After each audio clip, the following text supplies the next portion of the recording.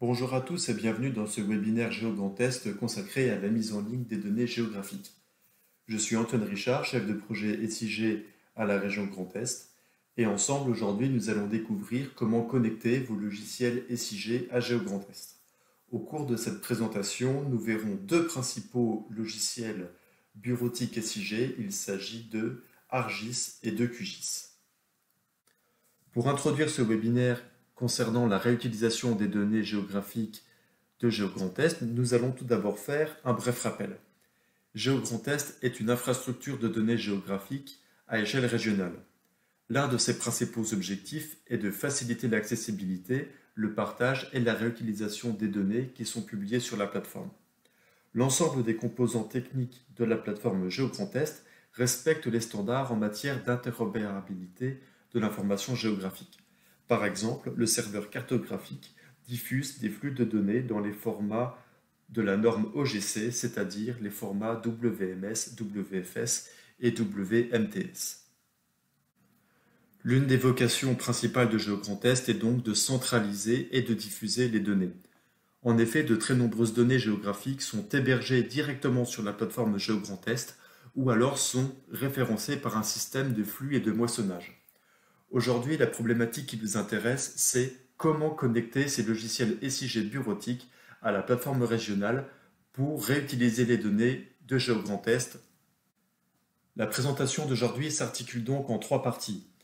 Tout d'abord, nous allons voir comment connecter ArcGIS à GeoGrandTest. Puis dans un deuxième temps, nous verrons comment connecter le logiciel QGIS à GeoGrandTest. Enfin, dans un troisième temps, nous avons choisi de vous parler d'un tout nouveau projet et nous allons vous le présenter, c'est le plugin QGIS pour GeoGrandTest. Vous avez en bas de page un schéma qui vous montre que l'infrastructure de données régionale GeoGrandTest diffuse des flux OGC, WMS, WFS et peut communiquer grâce à cela avec les principaux logiciels utilisés. Nous allons maintenant passer au vif du sujet et vous montrer comment connecter ArcGIS à GeoGrandTest. Alors tout d'abord, il faut lancer ArcCatalog et au niveau de l'arborescence du catalogue, cliquez sur Ajouter un serveur WMS. Cette fenêtre va s'afficher et au niveau de l'URL, il faudra renseigner l'URL que nous avons indiqué ci-dessus. Ensuite, vous pouvez cliquer sur Obtenir des couches et dans cette fenêtre, une liste de couches va apparaître. Ce sont ces couches-là qui sont diffusées au format WMS qui seront ensuite réutilisables dans ArcMap. Attention, dans ArcGIS, les services WFS ne sont pas directement utilisables car ils requièrent l'extension Data Interoperability. Nous allons maintenant passer à une démonstration en live. Une fois que le logiciel ArcMap est démarré, nous allons donc explorer le catalogue de flux WMS de GeoGrandTest. Nous avons donc ici l'ensemble des couches proposées par GeoGrandTest et nous allons rechercher la couche des orthophotos publiée par GeoGrandTest. Nous allons ajouter cette couche à la carte. Si vous voyez ce message apparaître, c'est juste qu'il faut régler le système de projection des données. Une fois que l'orthophoto a été ajoutée dans l'espace de carte d'ArcGIS, je vais ajouter un nouveau fond de plan. Donc c'est un fond de plan OpenStreetMap qui est proposé par GeoGrandTest. Voilà, je l'affiche en dessous de l'orthophoto. Et puis je vais aller dans les propriétés de l'orthophoto pour régler la transparence. Je vais mettre un niveau de transparence de 50%. Je vais maintenant rajouter la couche des communes à la carte par un glisser-déposer. Donc j'ai ici l'ensemble des communes de la région Grand Est et je vais réaliser un filtre sur les données pour ne conserver que les communes du département 67. Donc pour cela, j'accède aux propriétés et je vais rajouter un paramètre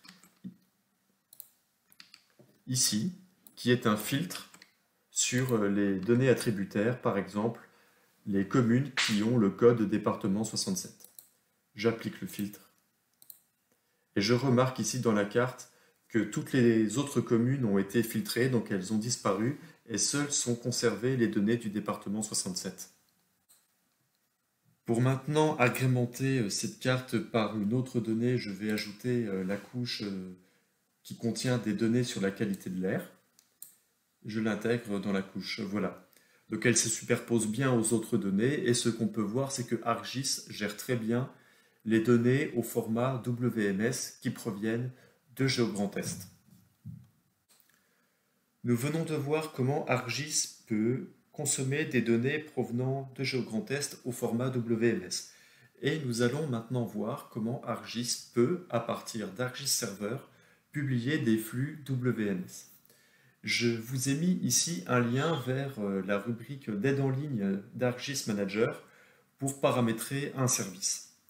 Au niveau de la console ArcGIS Manager, au niveau de la rubrique fonctionnalité, vous pouvez activer ici soit le WMS ou le WFS.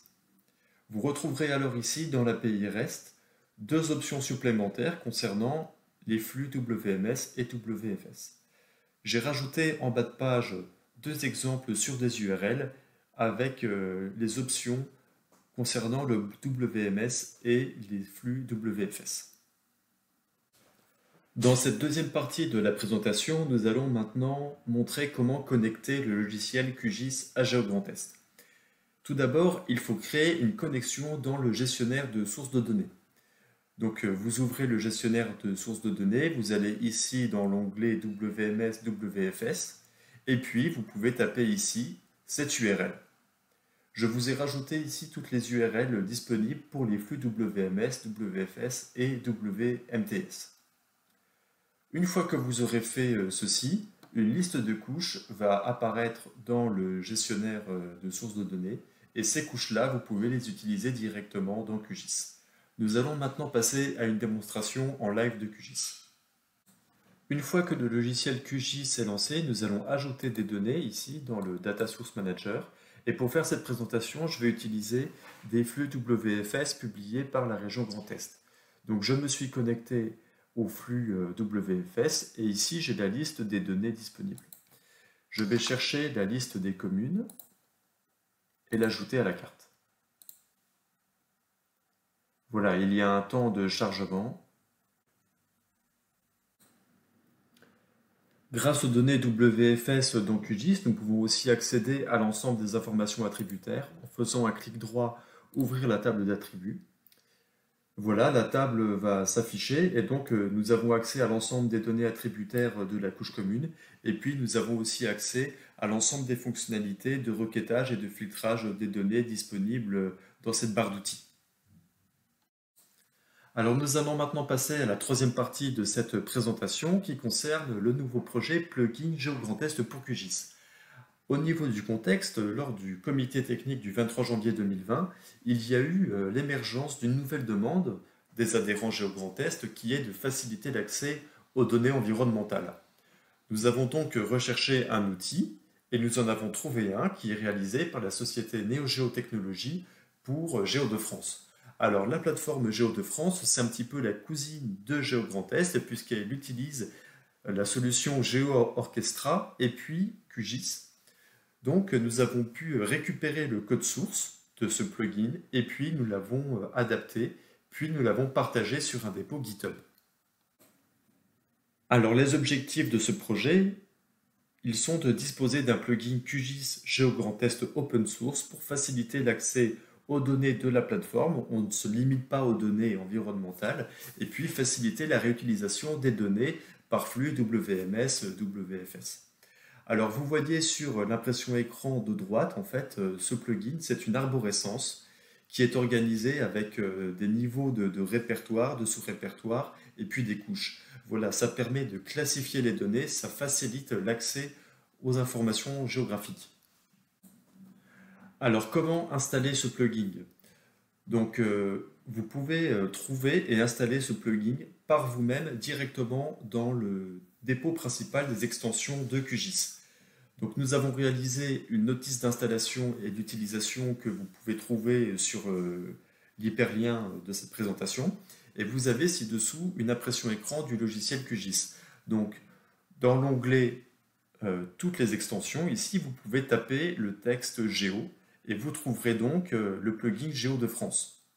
Ici, vous pouvez cliquer sur Installer ce plugin et alors le plugin s'intègre directement dans le logiciel QGIS. Alors, dans ce plugin QGIS, il y a trois types de données différentes proposées. Ce sont les données dont on parle depuis le début, WMS, WFS et WMTS. Donc, vous avez ici un icône différent pour chaque type de données. Donc, cette première icône, c'est un globe qui représente les flux WMS. Cette deuxième icône représente les données vectorielles, donc WFS, et cette troisième icône représente les flux WMTS, c'est-à-dire les flux de données qui sont tuilés. Alors le plugin offre une arborescence de données structurée en répertoire sur répertoire afin de faciliter l'accès aux données.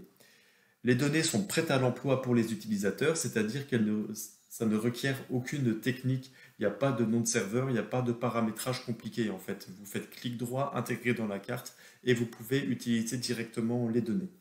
Il y a aussi une fonctionnalité métadonnées pour connaître d'où vient la donnée que vous êtes en train de consulter. Donc nous allons tout de suite passer à une démonstration de ce plugin. Nous allons maintenant découvrir en live comment fonctionne le plugin GeoGrandTest dans QGIS. Alors une fois que le logiciel QGIS est ouvert, le plugin se trouve sur le panneau latéral de droite. Alors il y a un certain nombre de thématiques disponibles. Alors ces thématiques-là, cette organisation est bien sûr évolutive et nous verrons comment elle évoluera. Donc vous pouvez déplier les répertoires et vous pouvez accéder à un certain nombre de données géographiques qui sont disponibles dans ce plugin. Nous allons voir maintenant quelques fonctionnalités du plugin QGIS GeoGrandTest. Alors, si vous faites un clic droit sur une des couches dans l'arborescence, vous pouvez soit ajouter les données à la carte, ou alors vous pouvez consulter les métadonnées. Et donc là, en fait, ça ouvre un lien vers un catalogue de métadonnées où la fiche est disponible. Donc là, nous allons nous retrouver sur le catalogue GeoGrandTest pour consulter les métadonnées de la couche d'occupation des sols. Nous pouvons également ajouter d'autres données, par exemple l'orthophoto du Grand Est. Donc cette couche s'est rajoutée au-dessus de celle que nous avons mise avant, donc nous pouvons la déplacer. Nous pouvons également aussi aller chercher des données, par exemple, sur les limites administratives, par exemple les départements. Il est bien sûr possible de modifier l'apparence des couches publiées au format WFS. Vous retrouverez dans ce plugin beaucoup d'informations publiées, que ce soit sur le serveur GeoGrandTest ou sur d'autres serveurs. Par exemple, ici, nous avons les données Corinne Landcover que nous allons ajouter à la carte. Alors, ces données-là sont publiées sur un autre serveur, mais nous les avons géoréférencées dans le plugin et donc vous pouvez y accéder de façon simplifiée. Nous avons aussi un serveur de flux de données OpenStreetMap. Voilà le fond OpenStreetMap que nous avons déjà vu un peu avant dans les présentations. Au niveau de la suite de la démarche, donc, nous avons prévu d'intégrer un package de données de la DREAL, donc ça sera pour une version 2 du plugin disponible en juin 2020. Nous avons aussi prévu d'ajouter certaines données dès qu'elles seront disponibles, par exemple les orthophotos qui ont été prises en 2019 sur l'ex-région Champagne-Ardenne. Dès que ces données-là seront disponibles, elles seront intégrées dans le plugin. La structure de l'arborescence est bien sûr évolutive, nous pourrons en reparler ensemble, nous pourrons faire des groupes de travail spécifiques sur cette arborescence s'il y a besoin. Et puis il y a la possibilité de financer de nouvelles fonctionnalités si le nombre d'utilisateurs est suffisant pour permettre ce financement. Alors pour les utilisateurs ArcGIS, malheureusement aujourd'hui il n'y a pas d'équivalent de ce plugin GeoGrandTest dans l'environnement ArcGIS. Alors il est possible de faire développer un add-in ArcGIS pour GeoGrandTest si les acteurs concernés se regroupent pour cofinancer. Et là nous sommes ouverts à toutes sortes de propositions. Et je vous invite à nous contacter à l'adresse mail contact@geograndtest.fr. Voilà, la présentation est terminée. Je vous remercie pour votre attention. Vous pouvez nous joindre à l'adresse contact@grandtest.fr et vous propose de nous retrouver tout de suite dans le temps prévu pour échanger autour de vos questions.